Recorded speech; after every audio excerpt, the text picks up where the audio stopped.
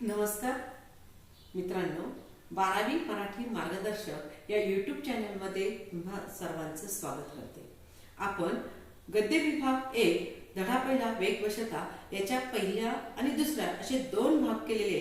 आज तिसऱ्या भागामध्ये आपण काय करणार आहोत, प्रश्न कसा लिहायचा, उत्तर कसं आहे बोर्डाला अपेक्षित ते बघणार आहोत। उदाहरण 1 बघणार आहोत। गरज नसताना वाहन वापरणे म्हणजे निसर्गावर आणि स्वतःवर अन्याय आहे हे स्पष्ट करा। बोर्डामध्ये हा 4 मार्काचा प्रश्न आला तर त्याचं उत्तर कसं अपेक्षित आहे बोर्डाला ते आपण एक उदाहरणाद्वारे पाहणार आहोत। प्रस्तावना सुरुवातीला लिहायची। आधुनिक काळात वाहनांची संख्या वाढली आहे।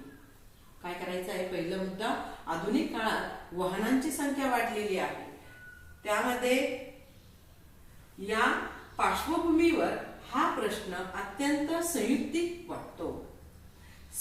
म्हणजे प्रस्तावनेमध्ये आधुनिक काळामध्ये वाहनांची संख्या वाढली आहे, कारण आपला पाठ कशावरती आहे, वाहनांवरती आहे, वेग वशतावर आहे। म्हणजे आजच्या काळाची परिस्थिती त्या उत्तरामध्ये प्रस्तावनेमध्ये आली पाहिजे आणि याच्या पार्श्वभूमीवरती हा प्रश्न अत्यंत संयुक्तिक वाटतो।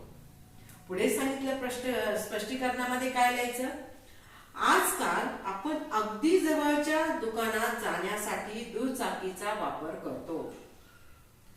प्रश्न समोर आहे, आपल्या स्वतःपासूनच सुरुवात करायची आहे।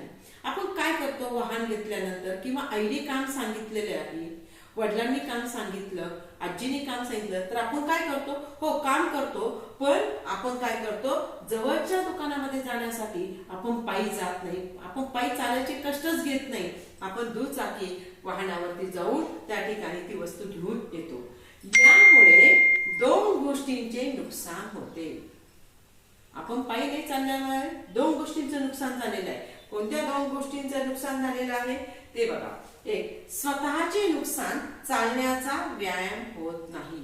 पहिला प्रश्न त्या ठिकाणी सांगितलेले नुकसान पहिलं की आपण चाललं की आपल्या पूर्ण शरीराचा व्यायाम होतो, हे एक संदेशाच्या मध्ये दिलेला आहे। दुसरं या ठिकाणी सांगितलं निसर्गाचे नुकसान, इंधनाचा वापर वाढल्यामुळे प्रदूषण वाढते आणि पर्यावरणाचा समतोल बिघडतो। केवळ दिखाव्यासाठी गाडी काढणे ही एक विकृती आहे असं लेखकाला यामध्ये सांगायचं आहे।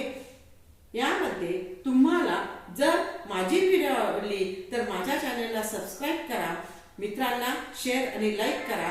धन्यवाद।